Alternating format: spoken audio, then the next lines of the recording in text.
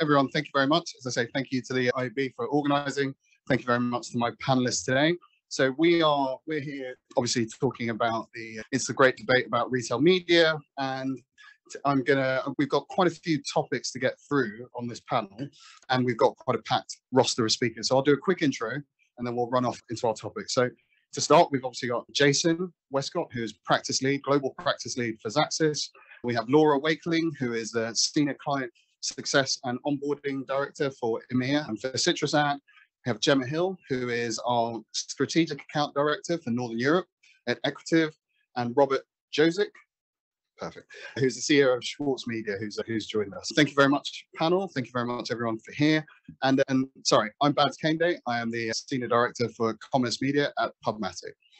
So to kick us off, I'm going to start with, I guess, if we can all give a little bit of context into our roles in commerce media and your thoughts generally around it, and then we'll kick off into the questions. I'll start with you, Jason. Cool, thanks, Babs. So I'm the global practice lead at Xaxis for commerce. Xaxis is a proprietary programmatic business for Group M, or more recently Group M Nexus, the performance arm of M, and it's really about driving programmatic positions within the new retail media space. So that's what I'm creating solutions for.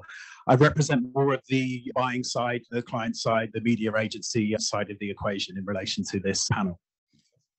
Thanks. Hi, so I'm Laura. I work for CitrusAd as a senior for client success and onboarding. So we're an ad tech company working really closely with the retailers across EMEA to make sure that we're helping them and assisting them in terms of monetizing the site. And that doesn't just mean providing them with the ad tech, but that's also supporting them beyond that. So the team that I work across is getting them up and running, making sure that we're giving them the best advice, the best information, that consultative service, but then beyond that, working with them to expand the opportunity and really bring that forward. Thank you. Hi guys, I'm Gemma, the strategic account director, as Baz mentioned. I work closely with the supply side. So what that means is I'm working directly with the publishers, helping them set up their inventory, manage their inventory, come up with a strategic plan to effectively monetize their inventory. I work at Equative. Equative is it can be a full stack end-to-end solution, whether that be ad server, SP, DSP, but we do have clients cherry pick which tools they want to use, for example, our audience extension piece. Thank you. Pleasure to be here. Robert Josic, CEO of Schwartz Media. Schwartz Media is the business unit which is bundling the whole retail media business of Lidl and Kaufland. Probably Schwartz is not that well known as a name, but I think Lidl and Kaufland most of it. So we are in the go-to-market phase since last year with our retail media business.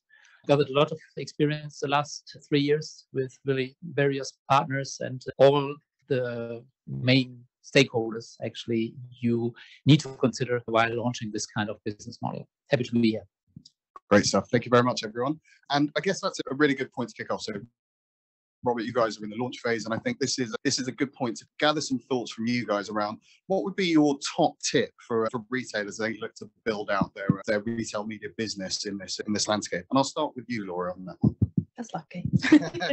Not just because you got I think one of the things that we've really come across since my time with CitrusAd is to be bold. I think it can be a very daunting task when you start to enter into monetizing your e-commerce space. But what we know is that brands out there are absolutely desperate for it. Agencies want it. I think we've learned today that everybody's chomping at the bit to get more, to find more space, to find more opportunities. And whilst it can feel very daunting, the careful, slow approach isn't always the right one. And I think we're not saying go big bang and do everything in one go, but what we're saying is make sure that you've got a really strong plan behind you so that as you're moving, you're constantly giving something new, opening up new opportunities and giving brands, suppliers, agencies, everybody the opportunity to find new ways of bringing their products to shoppers, but not overwhelming them in one go. But it really is very important to be bold as you take these steps forward. Be bold, I like it. And Gemma, what about you? It's going to be embarrassing, but I'm slightly going against that. Be bold. It's good. You need a little bit of contention on the panel. So I understand it's a really exciting space and the temptation is to dive straight into it. My top tip would be actually to take a step back, review what first party data you have. So I'm coming at from a supply side. Often publishers or retail media, they understand what data they have, but how does that come to market? So take a step back, appreciate that. Also, what stakeholders do you have involved? The amount of conversations that we have with where they're really excited, they really want to get going with ads, and then they haven't spoken to product, their marketing team, their trade team, and it becomes a blocker. So I'd say make sure that you've got the right stakeholders involved as you progress into this stage. Good. I don't think those are necessarily in disagreement, because I think you can be bold and still make sure that you have the right sort of formats and the right structure in place before you kick off. But both great answers. And Robert, I guess this is key for you, because you guys have gone through that initial phase, but what are the lessons that you've learned that you pass on to potential competitors, but others in the industry who are also launching? So if there is only one to mention, then it's for sure to stay and be aligned, because it's really a very tough journey, turning actually retail company, especially food retail, right? Because we used to see our customers or consumers, depending on now the point of view, very frequently. But settling up a media business on top is actually a very serious journey, because you can do a lot of things wrong. So staying aligned from the very beginning of actually what it means to start to think about how to monetize your customer reach, how to deal with data, finding the proper approach for the share of voice, and also then the right entry point, because the market is very dynamic. We actually planned it slightly differently until actually this economic crisis arose. And it actually is important to have your stakeholders, because we're a multinational company. We have 2 banners, both very successful, right? So it really actually takes you a lot of time to convince. And at the same point in time, it's nothing you can just define or dictate top down, because you probably won't match of what is actually needed in order to make it. Yeah, I wholly agree. And I think that idea of getting all the stakeholders bought into what you're trying to do, getting everyone aligned, making those bold steps, there are some fundamentals. I think we all agree the opportunity is there, and we know that the scale of the opportunity is there, but kind of getting those fundamentals in place before we start. Jason, if I kind of throw that to you, and I'll add another element to that. So that's one tip, but also with your sort of demand side viewpoint, how do you think these businesses can really achieve some of the scale that we all know is really out there in the marketplace? I got the conch, Lord of the Flies. I think context around the numbers first and foremost. Brilliant presentation earlier from Daniel. I think the high watermark of around 5% of a business's GMV in advertising revenue, that's what everyone's aiming for. We saw the US figure, I think it was 4.7%. We know that Amazon makes up 77% of retail media in the US. So that 4.7% is really an Amazon number. Now, the opportunity that we saw in Europe is that there's headroom for them to get to that space. But in order for that to happen, it needs to just be a much more open environment. So I think when we're looking at it from an advertiser's point of view, from an agency's point of view, just make it easier for us to buy. There was another chart that Daniel showed as well, which I think was the increase in retail companies who are HQ'd in Europe. And I think it was 89, or it was in the high 80s now, have a retail media proposition, up from like the mid 60s the year before. If a lot of those are closed environments, it's just going to be impossible to manage, to the point where it even gets ridiculous, where you've got like Amazon making up their own metrics, like ACOS is exactly the same thing as ROAS, just inverted, kind of speak in those terms. Can we have something that is standardized, more open for residents and agencies to buy? I know the nature of being in a dominant position is you want to build those walls up and not have an open environment. But I think if retail media is to kind of scale to the levels that we would want it to scale to, it needs to be more open web and just more standardized, so everyone can buy and there's a single source of truth. I think the point that I take away from that, and it's something we try and pass through to people, make it easy on both sides of the equation. Yeah, there are businesses who are looking for support, they are looking for expertise. Anything that we as an industry build in terms of complication and essentially hurdles that are unnecessary, it just lengthens that decision-making process, that process of getting people on board. And I think the more that we can make it easy for them, the easier that we'll get those businesses on board. The more that we can make it easy for buyers, the easier that we'll be able to realize the true value of that pent-up demand that's out there. Sorry, Babs, a really quick point to add on that I forgot to mention as well is the ability to close the loop. And I think there was a survey that I just read from the Association of National Advertisers in the US, and the number one reason that advertisers wanted to buy retail media was one, it can drive sales, but they can measure those sales as well. And I see a lot of integrations, in nascent integrations with DSPs. Some of them offer closed-loop measurements, some of them don't. And I've had clients not want to spend with those that don't provide closed-loop measurement. So really simple. Yeah. Laura, I'll throw it to you as well. In terms of that sort of scale opportunity, and if we expand on making it easy, from a tech point of view, how do you think you guys can support this? Yeah, I think it's really interesting because I think, to throw it back to the points that Gemma and Robert have made, stakeholder investment in terms of what you're doing is super crucial. So you need to have somebody that's going to be able to power this with you. So whoever that decision maker is has to get behind it. From a technology perspective, we're here to help drive everything forward, take recommendations, hear what retailers want, what they need, but we're also hearing it from brand side as well, and that's helping us develop it. I think what I would say in terms of scale, the most crucial bit is having the right team behind you, because without the right people facing into this and evangelizing what is coming out of your media offering, you cannot push this forward and you cannot get the buy-in. So be it that you create a team within your house, or whether you work with your ad tech providers to have an ad ops team and a sales team that can really take this forward and be able to support brands to use it, if you haven't got that behind you, it's almost stagnant before it's even got going. So I think it's really important to make sure that you're working with your internal teams, you're working with your ad tech providers to have that consultancy to say, this is what you're going to need to make this successful.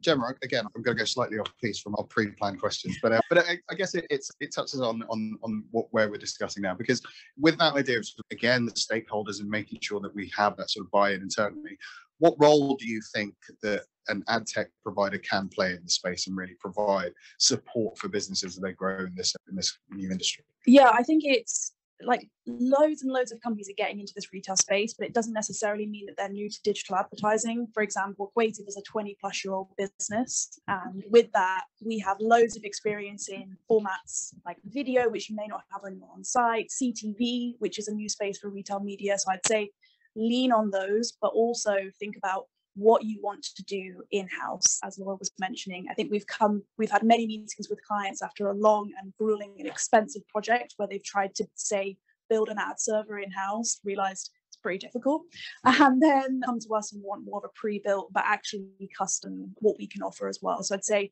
lean on the expertise, even if it is for the research phase, but assess what you need to do in-house and externally, especially when it comes to data compliance, which is a big one around first-party data. There's loads of crazy acronyms, a new one every week: CMP, DMP, data clean rooms. And so definitely get advice from experts in the field, which tends to be a third-party ad tech provider. Robert, so I'm not sure how you guys have approached this. Have you primarily gone for in-house expertise? Have you expanded to bring on sort of third-party support? How have you approached the tech vendor space in this as you guys have grown your commerce offering? Yeah, actually both, right? Just to give you a rough overview of actually what it means to run retail media business at a full scale. Most of the people actually consider retail media as being only one line of business, whereas if you break it down, the GMV example you brought up, like these 5%. Yes, true. These are the benchmarks right now. But for marketplaces, this is not for e-commerce. So then you cannot apply the same ratio, for example, for digital signage, digital out of home, considering that a lot of retailers are still running a very decent stationary business.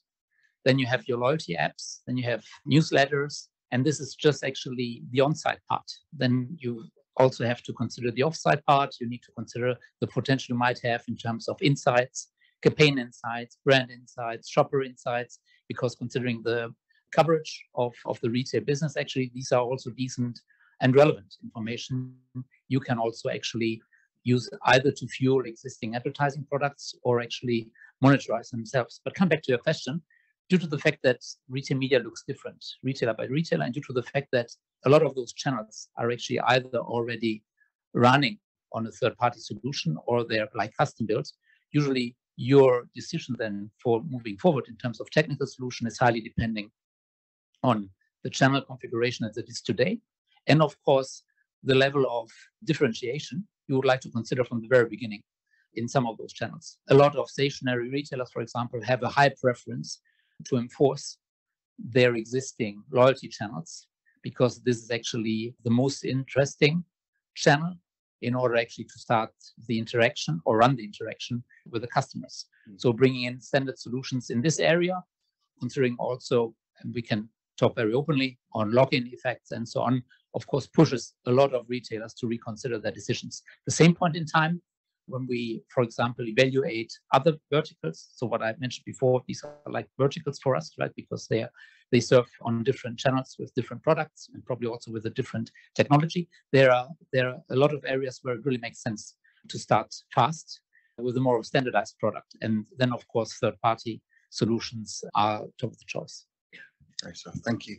And Laura, I'm going to throw the next one to you. So in terms of, we've got Robert and different businesses taking different approaches. Where have you seen, and what sort of examples have you seen of good executions and retailers really kind of getting this right that we can share with the group and people can take away? Yeah, I think we've obviously talked about the be bold and take the steps forward. It's engaging the right people along the way as well, and making sure that you've got a really clear, clean rollout process for this. The most success that we've seen is when it's been an open to everybody step out, but making sure that we're engaging that 20% of suppliers that are making up the 80% of the revenue.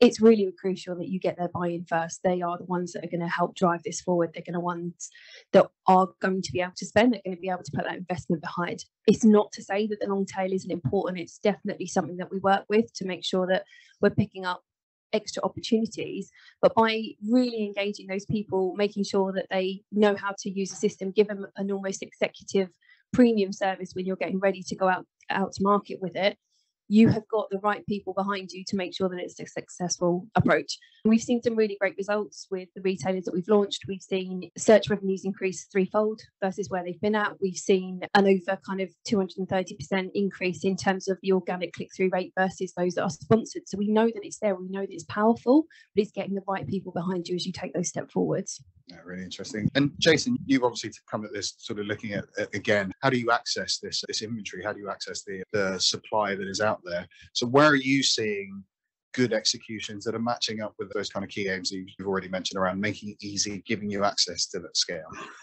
Yeah, I think looking at it from a Xaxis perspective, it's offering self-service platforms. We operate with Group M Nexus technology, AI Copilot, that can do automation for us. You know, that's our unique selling point within the marketplace. So if these businesses can open up to us and we can co-develop things out, and in order to link these things, at the moment in video, for example, we have a cross-platform video buying. So it's really just taking that omni-channel approach. And I know this is probably a little bit in the future in relation to retail media and commerce media, but that's really where I do see the future, is that if a client can come to us with an outcome that they want, and we can then feed that into, you know, 2 different platforms, maybe 2 or 3 different retailers, and just optimize to the best outcome, because we all know that sales get affected by things outside of the media buying processes control. It could be levels of inventory, people shopping in certain locations. Out of stocks normally the biggest one, but also by promotional buying as well. And we're seeing evidence where shoppers will switch between different retailers based on what offers are out there. So from a media buying perspective, is how can we create the most optimum outcome at the best time? And I think by offering everything on a self-serve basis, that really opens up to all of these brilliant things that we can do. Good to know. And Gemma, in terms of sort of your world, have you again seen those sort of good examples and good executions that again we can learn from? Yeah, I would say going from the difference between on-site versus off-site, so having the ability to say that on-site is always going to be key. Over 80% of the revenue we see is coming from that core part of the environment. However, utilizing marketplaces, audience extension like we have at Equative, enables publishers to expand their reach. Often we find that publishers have very hard restrictions on site. Maybe they can't speak to a whole group of clients because of the restrictions they have on site. So being able to actually still leverage first-party data, but extending that to, it can be a whitelist of sites. I think there's a lot of worry around where's my data going, what's it going to be seen against. So you can definitely have as much freedom as you want with that, whether that's simply pushing your data into an already existing DSP or buying platform, or actually doing the selling yourself, adding it as a string to your bow for your sales team and expanding your first-party data across approved, safe, brand-safe sites. Great. So thank you. Thank you. And Robert, I guess again, in sort of your world, you talked a little bit about the verticals and how you guys look at the business, but is there a level of importance that you attach to each of the verticals? What do you see as the real kind of the key sort of drivers in the commerce business for you?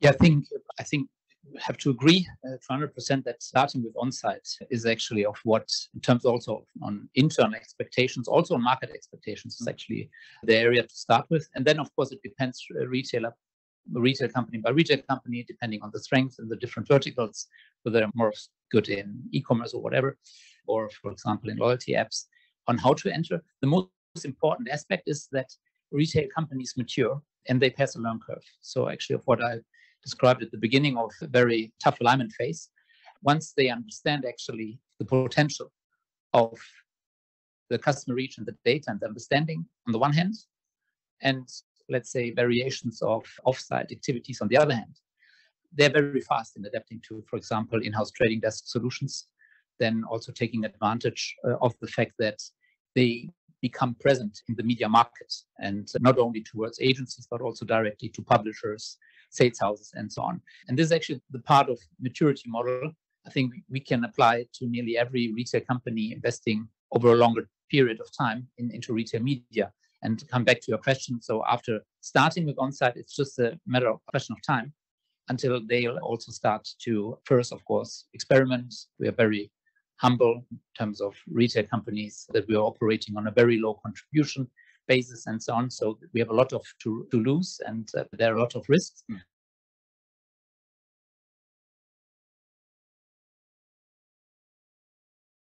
Yeah, very easy also to extend this for retail media. Great stuff. And I'm gonna stick with you because I'm sort of conscious of time, and we've got 5 minutes. So but again, this is my favorite question in any of these panels because it gives us a chance to play Nostradamus a bit. But you've talked about this maturity curve and how businesses develop over from their kind of initial strategy and how they develop through their sort of growth curve. What are your predictions of where we'll be, or the real kind of growth drivers for the commerce industry in the next 12 months? Yeah, we see right now retail media benchmarking against walled gardens and other media solutions by right now actually not leveraging the true potential. Why? Because it is actually blue ocean, right? Every euro or dollar actually is an additional contribution. But just to speed up, the true potential is actually the way that we run very efficient marketing activities as retail companies. We're heavily pressured, especially in food retail, stationery, and we learned a lot. So we can predict very solidly, because we're seeing the shopper and the customer multiple times per week, of whether certain merchandise will be sold or not. So now internalizing, for example, the advertiser risks, the risk of the advertiser running a CPM or CPC campaign and putting a lot of effort in optimizing it to achieve a proper ROAS, we can internalize. So we could offer CPO, CPA-based pricing straight away. And it's not a miracle because we're doing this already for decades. And this is the true potential retailers have. A lot know. The very successful ones nowadays, they just simply don't need to internalize anybody's risk because they have a way higher demand than supply. But I think this is what will happen in turn once we actually leave the blue sea and enter more of red one. I think that's I know we talked about this a little bit when we had our prep session, because I think that is a real signifier of where the change could come from. And Jason's already mentioned it, talking about that ability to provide that closed loop attribution, but also retailers willing to take that risk and use the data that they have access to believe that we can drive success, we can drive the conversions for this campaign.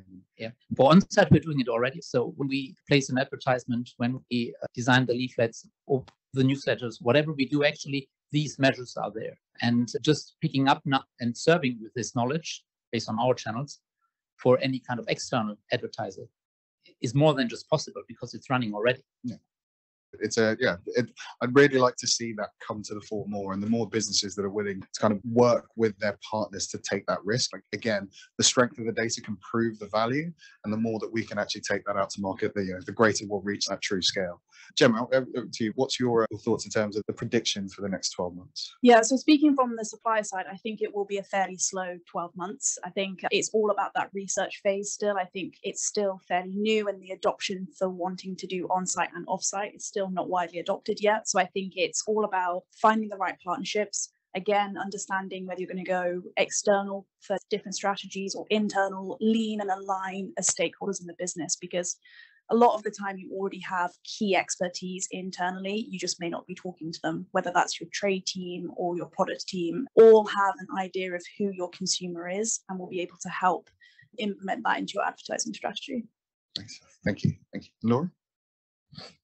Yeah, I think there's a couple of different opportunities that are going to come out to us over the next 12 months. And I guess, to agree to your point, is probably not going to be as quick as we've seen maybe the last 5 years. The growth, certainly from e-commerce, from our perspective, has been exponential in the last few years. What we're going to see is a lot more coming out from the mainland European side of it. I think people are really starting to open up to opportunities. The fearfulness behind it is not there as much. We get a lot more conversation about what the opportunities are and how we can support and assist. So I think we can see a lot more coming from what's been a modest space potentially over the last few years as we've seen quicker growth, certainly this side. In addition to that, I think we've seen a lot of pace and a lot of movement coming from grocery retailers over the last few years. And now we're starting to see that development coming in from different industries. And I think as we see that, the ability to go up against those big numbers that Amazon are providing, because they are that all-encompassing retailer, is going to start to break open a little bit as we build in more of these different retailer types and industries as we go through. Interesting. And you are seeing that sort of change between, and I know Daniel touches on his numbers a little bit in terms of the growth in Europe and the potential in the UK, and potentially Europe leading slightly in that vein. Are you already seeing that in your client base in terms of growth in Europe versus the UK? It's tricky because I think the growth in terms of what they're doing as an e-commerce space is certainly quicker because we've already advanced on it. But I think in terms of what they're doing as a retail media network, it's a little bit slower because they're still trying to learn on their feet. And I guess to Robert's point, they're trying to move out of just being an e-commerce provider, which has been a big step forward over the last 3-4 years, and into that retail media offering. And I think that step's maybe the one that's a little bit slower, but we are seeing it come through. We're seeing a lot more questions, a lot more opportunities, a lot more discussions happening in that space. And I do think it will move. I just don't think it's going to move as quickly as the UK will now advance in terms of taking things off-site and opening up new opportunities, potentially in-store digital screens and things like that. Good stuff. Thank you. To round out with Jason, your prediction. Cool. So yeah, a couple of things. So just a really quick one was just to address a gentleman at the back. He had a question in the previous panel. I think the future is again becoming a lot more omni-channel. I think you've asked how can we drive sales offline, right? This is something we're already doing. Xaxis partnering with loyalty card data suppliers, where we're able to actually optimize to areas and stores where we're getting the best purchase rate, the best return on ad spend. So I think it's really important that within this ecosystem, it's driving to an outcome, which is a sale, wherever that happens within the store estate, whether that's online or offline. I think with the future of retail media, I think there's a big paradox within that. I think a lot of the surveys I've seen is that the highest value is in driving sales and being able to measure those sales, but then the growth opportunities are outside of that, unlocking brand budgets, moving up the funnel a little bit more. I think really interesting what Robert was talking about earlier in relation to on-site. I know from the ANA survey that the biggest point of retail media was sponsored ads or retailer search, then it's on-site and then it's off-site. So I think it depends on those maturity, where they're at. I think there's really great evidence now of seeing that you can have sponsored ads and then DSP and programmatic working more in unison to drive a bigger overall purchase rate. I think the danger for advertisers is they get hooked on the return on ad spend drug too much. Again, one of Daniel's charts showed that brand spend is going into retail media, so we're having more upper funnel budgets to drive lower funnel outcomes. I think there is an inherent risk in that sort of going forward. But I've seen Amazon do great Better Together studies through the Amazon Marketing Cloud, where they can show that those who are exposed to 3 or 4 different ad formats, both from sponsored ads and from Amazon DSP, are driving an exponentially higher rate. It could be like 3, 4, 5, 6x. So it'd be great to get to a position with other retail media networks where we can actually show those things working together in unison. So I think for the less mature, it's get your sponsored ads and your retailer search right, maximize that return on ad spend, get the on-site right before you look to move up the funnel. And I think for those that are more mature and running both formats already, it's how can we look at new ways of measuring to make sure that they're working in harmony, working holistically, and driving the best overall business outcome. Fantastic, guys. Thank you very much. Thank you very much again to the IAB for the we might panel. have time for one audience question if there is one. Pass you this mic.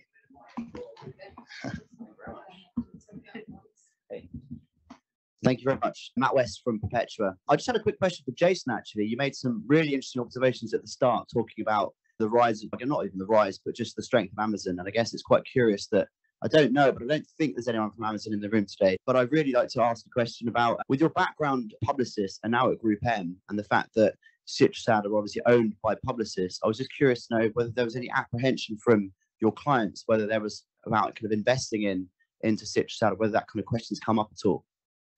God, you Sorry, I just wanted to address that. It's been an you know you're on step next time. I was curious. It could be a no, but I'm just... No, I've still got a lot of good friends there. It actually hasn't, to be fair. I think particularly around when some of the PR came out around CitrusAd, particularly around Carrefour and that partnership as well. You do have a response kind of drafted up for those things. I never actually had to use it. But I do feel like it is a very interesting dynamic to show where is the line now between media agency, holding group, media, and supply side as well. I think for the benefit of everyone, it is how can we increase that growth, offer better options to actually use a wider range of platforms. I mean, Amazon is so dominant within this space. I think there's a better opportunity within Europe because Europe is a lot more fragmented in nature and you have a lot of local market nuance. Netherlands was a great example, right, where bol.com is way more dominant. So it's how can everyone else close that gap? And I think, like I mentioned earlier in the panel, it's just to make that buying process as easy as possible and make sure that robust measurement is in place. So yeah, good, thanks for the stitch up. Thank you. Cheers. Should we just put the spotlight on him for the next one? Cool. Thank you very much. Babs, Jason, Laura, Gemma, and Robert. Great panel. So, thank you.